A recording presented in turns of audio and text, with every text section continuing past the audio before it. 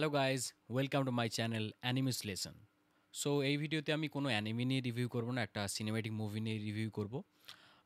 The title is the gorge. The gorge means a narrow valley between hills. এটা আমিও জানতাম না, but এই সিনেমাটার পর জেনে গেলাম। যাই হোক, তো অ্যাবাউট দ্য মুভি প্রথমে আসি কাস্টে। কাস্ট বেশি জন নেই, একদম কম জনের casting. Anya Taylor Joy and Taylor Miles, I think, ঠিক নামটা বললাম, আই থিঙ্ক। টেলর মাইলস হচ্ছে টেলর মাইলস হচ্ছে 2015-এ যে ফ্যান্টাস্টিক ফোর সিরিজটা নতুন হয়েছিল, তার রিড রিচার্ড যে হয়েছিল।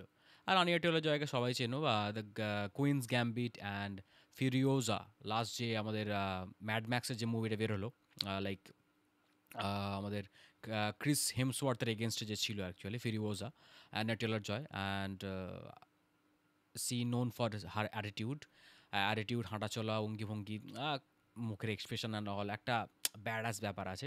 সো এই মুভিতে ওই ব্যাডাস ব্যাপারটা খুবই আরও ফুটেছে ভালো, মানে আরও ভালোভাবে দেখা গেছে, একটা ওয়ান কাইন্ড অফ ওয়েতে, ডিফারেন্ট কাইন্ড অফ ওয়েতে দেখা গেছে। And Taylor Miles, I think, হ্যাঁ টেলর মাইলস বা মাইলস টেলর, যে কোনো একটা হবে, যে মেল ক্যারেক্টারটা আছে এখানে, দুজনেই প্রোটাগনিস্ট। তো about the gorge is a place, যেটা সিক্রেট প্লেস হচ্ছে। গভর্নমেন্ট হচ্ছে ওই প্লেসটাকে সিক্রেট রেখেছে। আর ওখানে ওই গর্জের দুদিকে, ওয়েস্ট অ্যান্ড ইস্টে, দুটো টাওয়ার থাকবে। ওই টাওয়ারে গেট কিপার হিসেবে রাখবে এই দুজনকে, আন্না টেলর জয় অ্যান্ড ওদের টেলর মাইলস। আহ, এখানে টেলর মাইলসকে অনেকটা একটু গ্রো অফ ম্যান হিসেবে দেখা গেছে, যেটা রিচার্ড হিসেবে যেটা দেখা গেছিলো আমাদের, অনেকটা অল্প বয়স মনে হচ্ছিল, বাট এখানে অনেক গ্রোন আপ ম্যান হিসেবে একটা ম্যানলি একটা ব্যাপার আছে। বেশ ভালো মানিয়েছে দুজনকেই। একটু একটু একটু অন্যরকম লাগবে টেলর মাইলসকে, বাট তারপরে টাইমের সাথে সাথে যত সিনেমাটা এগোবে জিনিসটা অ্যাডাপ্ট হয়ে যাবে, যে রোলটা দেওয়া হয়েছিল। প্রথমে একটু মনে হবে একটু অল্প বয়সী বা এরকম একটা আর্মি অফিসার হিসাবে একজনকে কাস্ট করা এরকম, তারপরে অ্যাডাপ্ট হয়ে যাবে, ডিফারেন্ট কাইন্ড অফ একটা পোর্ট্রে বলা যায়। সো অ্যাবাউট দ্য মুভিটা স্টার্টিং বা প্লটটা খুবই একটা ডিফারেন্ট, একটা খুবই ভালো লাগার একটা প্লট, একটু ডিফারেন্ট কাইন্ড অফ লেগেছে, লাইক অ্যান ইউজুয়াল মুভির মতো নয়। বাট এন্ডিংটা আরও বেটার হওয়া উচিত ছিল। যে যেরকমভাবে প্লটটা স্টার্ট হয়, টুইস্টটা বা কিউরিওসিটি আমাদের মনের মধ্যে, অডিয়েন্সের মনের মধ্যে জেগে উঠবে, এন্ডিংটা অতটাও এক্সপেক্টেড হয়নি। মানে যতটা ভেবেছিলাম যে রিভিল হবে, একটা বিশাল ট্রুথ, একটা বা মিস্ট্রি রিভিল হবে, সেটা হয়নি। সেটা হতে হতেও যেন গিয়ে থেমে গেছে। বাট মাঝখানে যে টেনশনটা ক্রিয়েট হবে about the secret, about the gorge, একটা সিক্রেট প্লেস, ওদের কাছে ওদেরকে পুরোপুরি ইনফরমেশন দেওয়া হয়নি যে ওই জায়গাটা কী হয়েছে, ওদেরকে কেন ওখানে রাখা হয়েছে। মানে ওরা যখন ইউজুয়ালি প্রথম প্রথম যখন এসেছিলো, যে কেন ওখানে আনা হয়েছে বা কী কী ওরা প্রোটেক্ট করছে, সেটাই ওরা জানতো না। বেশি ইনফরমেশন তো দেওয়া হয়নি। ওরা যে ধরে নাও এরকম, যারা এমন একটা আর্মি অফিসার ছিল এককালে, যাদের কোনো ফ্যামিলি নেই, এরকম কাউকেই চুজ করে যাদের কোনো ফ্যামিলি ব্যাকগ্রাউন্ড নেই। ওরা যদি নাও থাকে, কিছুভাবে কিছু হয় ওদেরকে, যাতে না আহ, কোনো ফ্যামিলিকে না কোনো কিছু কৈফে দিতে হয়। তো এরকমই রিক্রুট করা হয়, কত মেবি 5 ইয়ার্স অর 10 ইয়ার্স অন্তর অন্তর, ডিফারেন্ট ইয়ার। তো প্রত্যেকের গেট কিপার দেন মিট করে, দেন ওই গেট কিপারটা চলে যায়, দেন এই নতুন গেট কিপার ওখানে শুরু করে থাকতে। ওখানে বিভিন্ন রিসোর্সেস অ্যান্ড অল, ওটা হয়তো মেবি সেটা দেখায়নি। কিছু বছর অন্তর অন্তর ওখানে রিসোর্স হয়তো প্যারাসুট দিয়ে ফেলে দিয়ে যায়, হেলিকপ্টার অ্যান্ড অল, এরোপ্লেন দিয়ে। তো এইভাবে স্টার্ট হয় এরম জার্নিটা। দেন দুটো টাওয়ার হয়, ওয়েস্ট অ্যান্ড ইস্ট। ওয়েস্টে থাকে টেলর টেলর মাইলস অ্যান্ড এদিকে আনে টেলর জয় থাকে।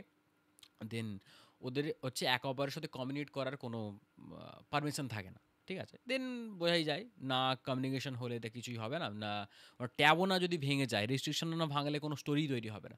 সো ওখান থেকে মিস্ট্রি, একটা হালকা টেনশন তৈরি হয়। কি গার্ড দিচ্ছে ওরা, কেন দিচ্ছে, কি হয়েছিল ওখানে, সেই সব ওরা বুঝতে পারে যে অনেক কিছু ওদের বলা হয় না। দেন ধীরে ধীরে রিভিল হয়। তো মুভিটা অবশ্যই এখনকার ইউজুয়াল ওয়েতে যেরকম গতানুগতিক মুভি বেরিয়ে আসছে, অ্যাকশনস, একটা গতানুগতিক স্টোরি অ্যান্ড অল, তার থেকে একটু ডিফারেন্ট।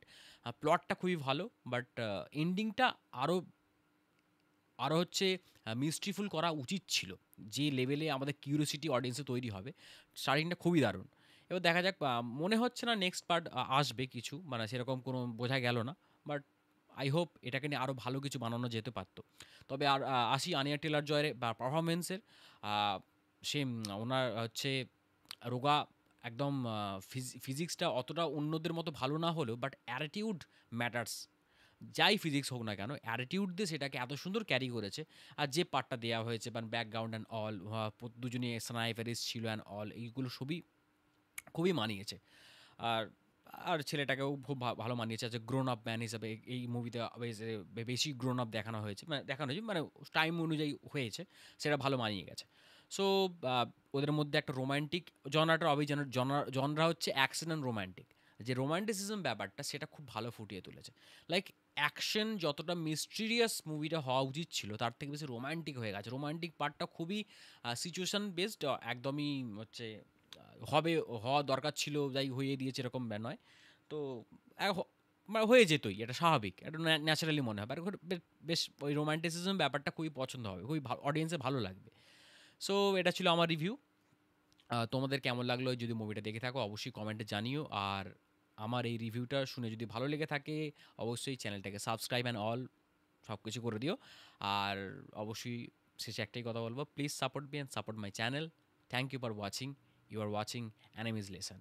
পরে আবার আসবো কোনো অ্যানিমে বা সিনেমেটিক মুভি নিয়ে, কোনো রিভিউ নিয়ে। Thank you so much, thank you for watching.